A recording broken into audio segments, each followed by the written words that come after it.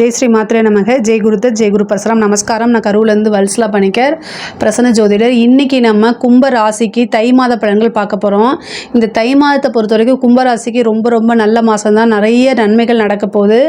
தொழில் ரீதியாக ஏகப்பட்ட விஷயங்களை சந்திக்க போகிறீங்க. நன்மை தான், கவலைப்படாதீங்க. ஆனால் உங்களுடைய ராசியிலேயே சனி இருக்கார். அதாவது இப்போ உங்களுக்கு சனி வந்து என்னென்னா ஜென்ம சனியாக இருக்கார் இல்லையா?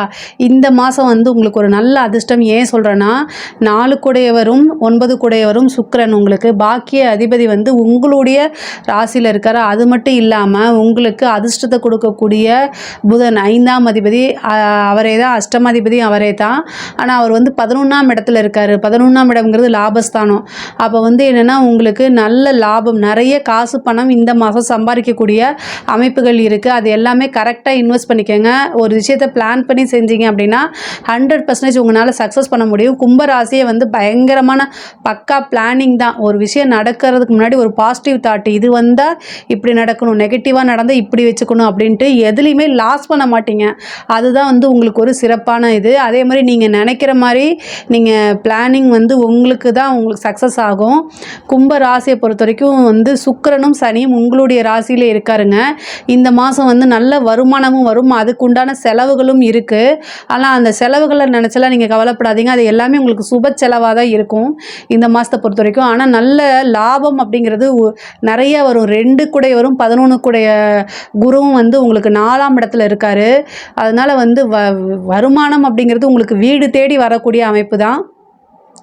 7 சனியுடைய பாதிப்பு என்ன அப்படின்னா, உங்களுக்கு வந்து உடல் ரீதியாக சோர்வையும் மன ரீதியாக சோர்வும் அல்லது வந்து தயக்கம் எல்லாமே ஸ்லோ மோஷனில் நடக்கிற மாதிரி ஒரு ஃபீலிங் இதெல்லாமே கொடுக்கும். ஆனால் இந்த மாதம் வந்து சுக்கிரன் கூட சேர்றதுனால ரொம்ப ரொம்ப நல்லது. சனிக்கிழமை காக்காய்க்கு வெள்ளை கலரில் வந்து இனிப்பான பண்டங்களை வந்து வைக்கிறது வந்து ஒரு நல்ல சிறப்பான பலன்கள். அது ஒரு பெரிய பரிகாரமும் கூட. அப்புறம் உங்களுக்கு 7 கூடையவர் 12ல் இருக்கார்.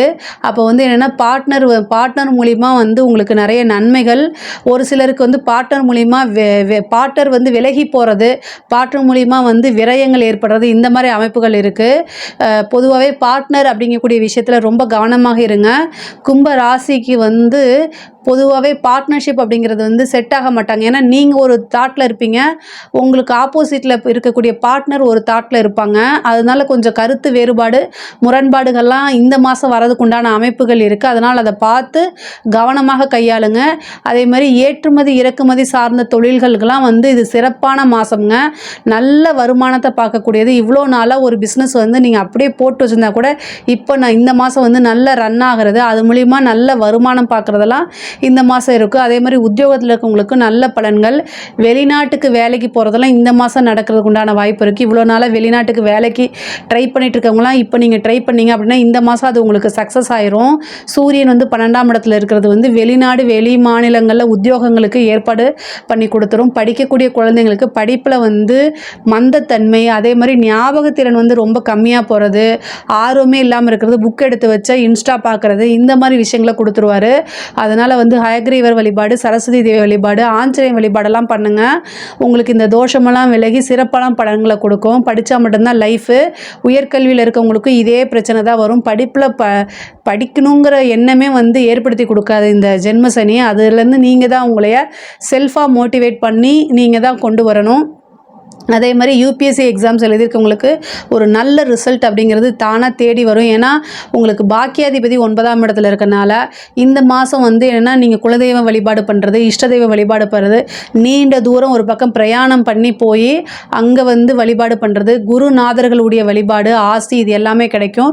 பெரியவர்களுடைய ஆசியும் அனுகிரகம் இந்த மாதம் உங்களுக்கு இருக்கும். திடீர்னு ஒரு அதிர்ஷ்டமும் ஒரு நன்மையும் தானாக தேடி வரதுக்கு உண்டான அமைப்பு இருக்குது. நீண்ட தூர பிரயாணம் அப்படிங்கிறது வந்து அலைச்சலாக இருக்கலாம், ஆனால் அது புண்ணிய காரியங்களுக்கு உண்டான அமைப்பாக இருக்கும். தந்தையோடைய தேக ஆரோக்கியத்தில் கவனம் செலுத்துங்க. தந்தைக்கு வந்து மருத்துவ செலவு இந்த மாதம் இருக்குது. அதனால் சின்ன விஷயங்களாக இருக்கும்போதே அதை சரி பண்ணிட்டீங்கன்னா பெரிய கண்டத்திலேயோ அல்லது செலவையோ ஏற்படுத்தாமல் இருக்கும். கோர்ட்டு கேஸு வழக்குகளில் இருந்துச்சு, அது எல்லாமே உங்களுக்கு சாதகமாகிறதுக்கும் கடன் ரீதியாக இருக்கக்கூடிய பிரச்சனைகளை சால்வ் ஆகிறதுக்கு உண்டான அமைப்பு இருக்குது. அரசாங்க துறையில் இருக்கிறவங்க ரொம்ப கவனமாக செயல்படணும். உயர் அதிகாரிகள் சொன்னால் அதை ஒபே பண்ணுங்கள். பட் ஆனால் லாஜிக் எதுவுமே பேசாதீங்க. ஒரு விஷயம்னா ரிட்டன் ஆர்டர் கொடுங்க சார் அப்படின்னு கேட்டு வாங்கி நீங்கள் ஒரு எவிடன்ஸாக அதை ஃபைல் பண்ணிவிட்டு அதுக்கு அப்புறம் அந்த விஷயத்தை செய்யுங்க. இந்த 7 சனியில் வந்து என்ன உயர் அதிகாரிகளுடைய அழுத்தங்கள் கொஞ்சம் அதிகமாக இருக்கும்.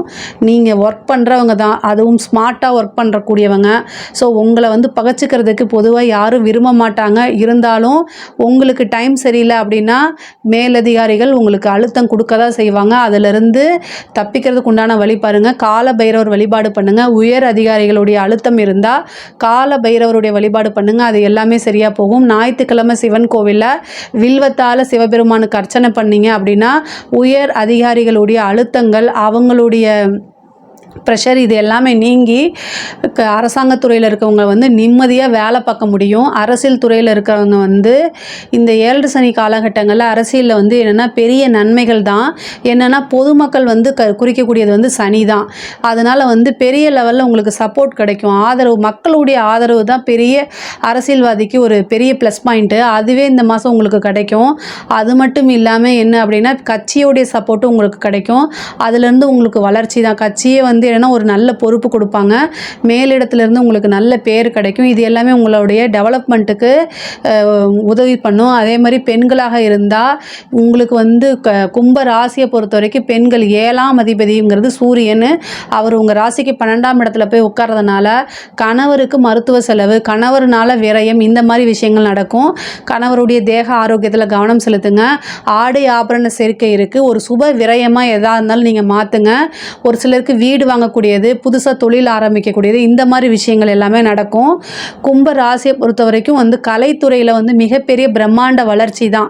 ஒரு பெரிய வளர்ச்சி இந்த மாதம் உங்களுக்கு காத்துக்கிட்டு இருக்கு. ஒரு பெரிய பாராட்டு, அங்கீகாரம், நல்ல வருமானம், நிறைய லாபம், ஒரு ஆப்பர்ச்சுனிட்டி கிடச்சா அதுலேருந்து பெரிய லெவலில் அக்ரிமெண்ட் போட்டு வளர்றது, இந்த மாதிரி விஷயங்கள் எல்லாமே இருக்கும். பெரிய புகழ் கிடைக்கும் உங்களுக்கு. கும்ப ராசியை பொறுத்த வரைக்கும் தை மாதம் வந்து தை பிறந்தால் வழி பிறக்கும் அப்படிங்கிற மாதிரி உங்களுக்கு இந்த மாதம் வந்து ரொம்ப ரொம்ப அருமையான மாதம், அதிர்ஷ்டகரமான மாதம். இதில் ஏதாவது சந்தேகங்கள் இருக்குது அப்படின்னா கமெண்ட்ஸில் கேளுங்க. நான் கண்டிப்பாக ஆன்சர் பண்ணுறேன். நம்மளுடைய சேனலை லைக் பண்ணுங்கள், ஷேர் பண்ணுங்கள், சப்ஸ்கிரைப் பண்ணுங்கள். நன்றி, வணக்கம்.